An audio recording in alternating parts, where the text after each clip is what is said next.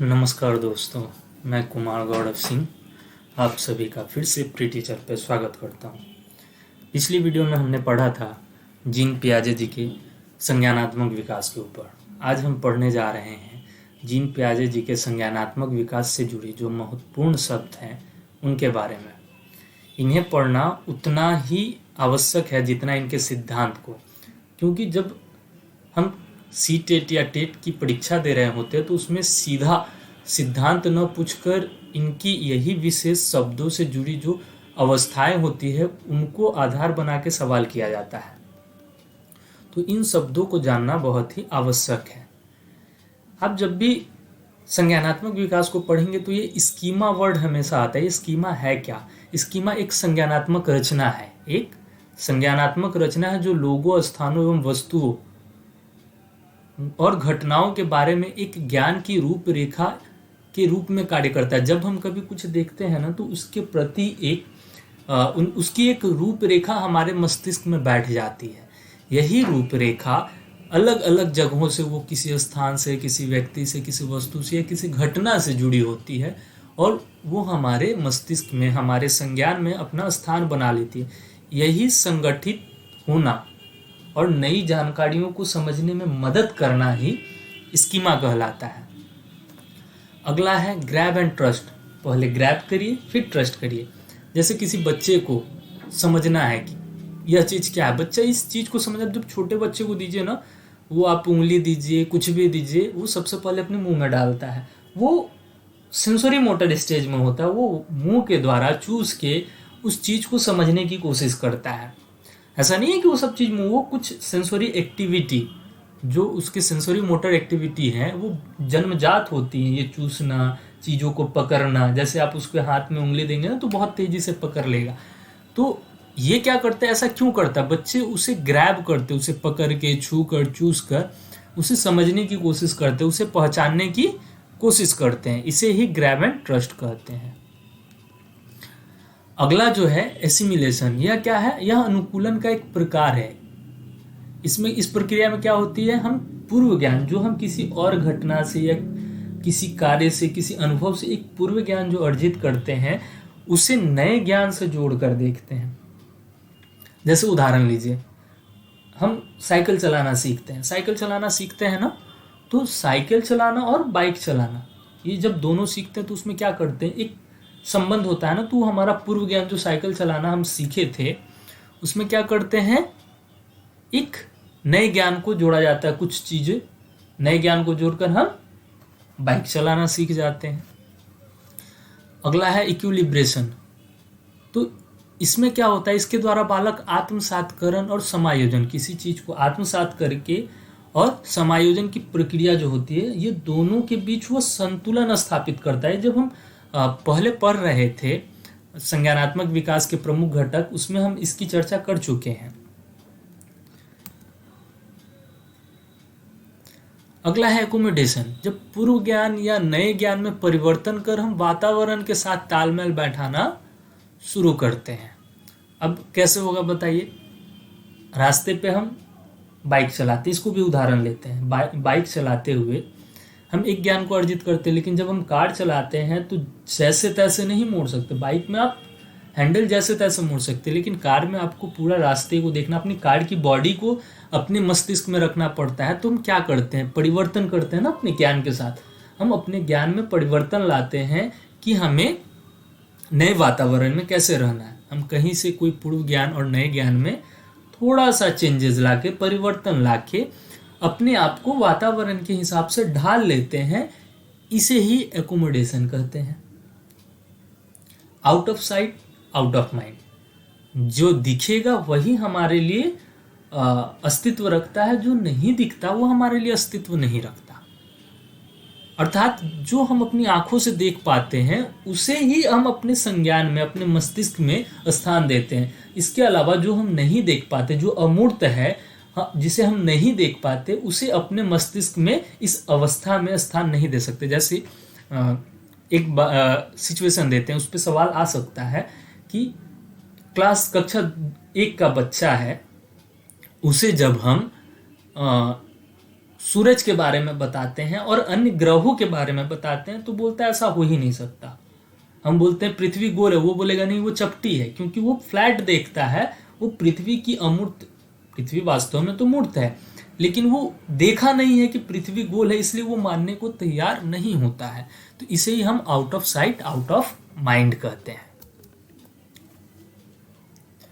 अगला है the mountain study. ये बहुत ही महत्वपूर्ण एक स्टडी थी, प्रयोग था, पियाजे जी के द्वारा किया गया था।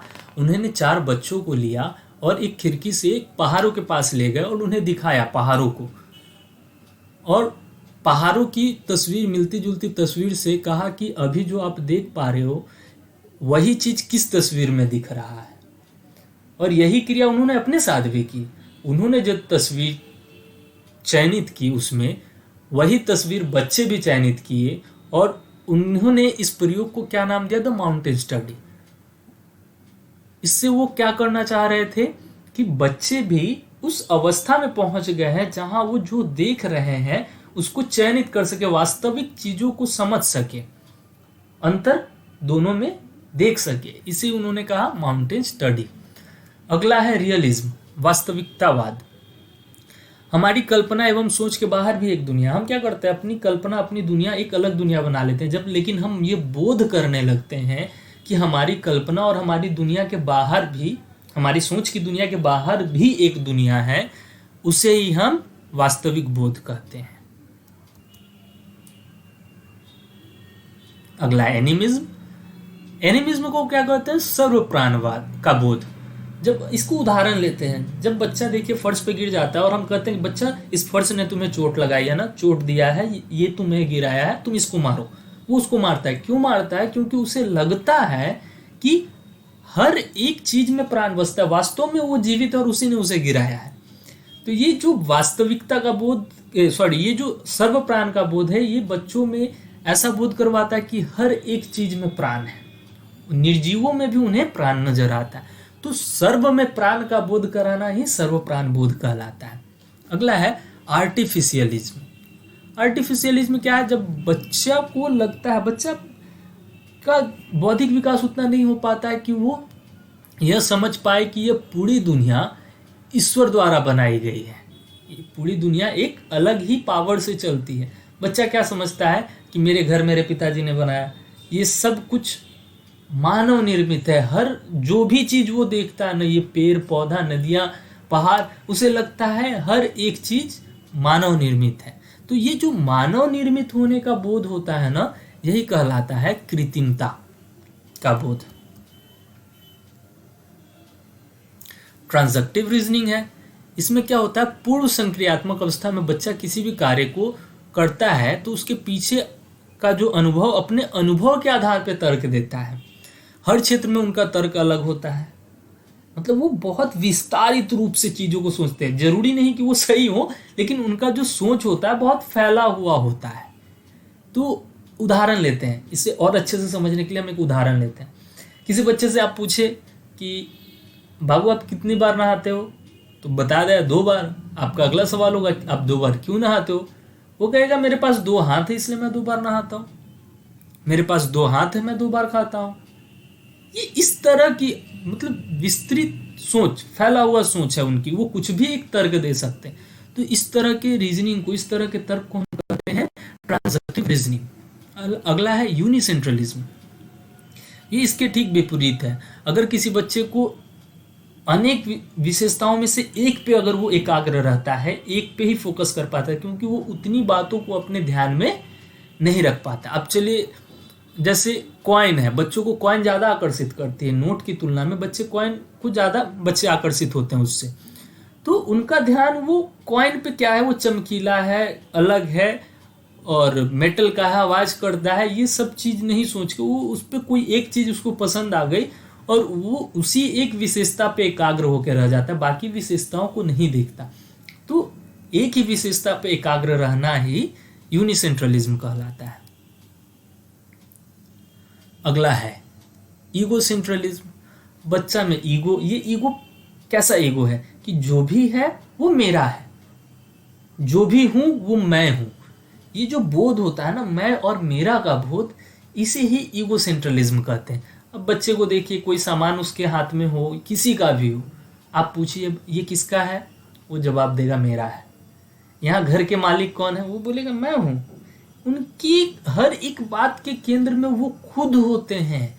तो इसी बात का बोध ही ईगोसेंट्रलिज्म कहलाता है। अगला है इरिवर्सिबिलिटी, रिवर्स नहीं होना, विपरीत नहीं हो पाना। तो विपरीत चिंतन की अक्षमता क्या होती है? जब किसी बात को विपरीत करके वो नहीं समझ पाता। जैसे बच्चे को हम एग्जाम्पल देते हैं कि श्याम राम से बड़ा है, तो राम श्याम से क्या होगा, वो विपरीत करके नहीं देख पाता है। वो बोलेगा, एक ही बात की रट लगाएगा अगर कि श्याम राम से बड़ा है तो राम श्याम से, वो कंफ्यूज होगा, वो रिवर्स करके अगर नहीं समझ पाएगा। तो इसी अक्षमता को हम कहते हैं इरिवर्सिबिलिटी, यानी विपरीत चिंतन की अक्षमता।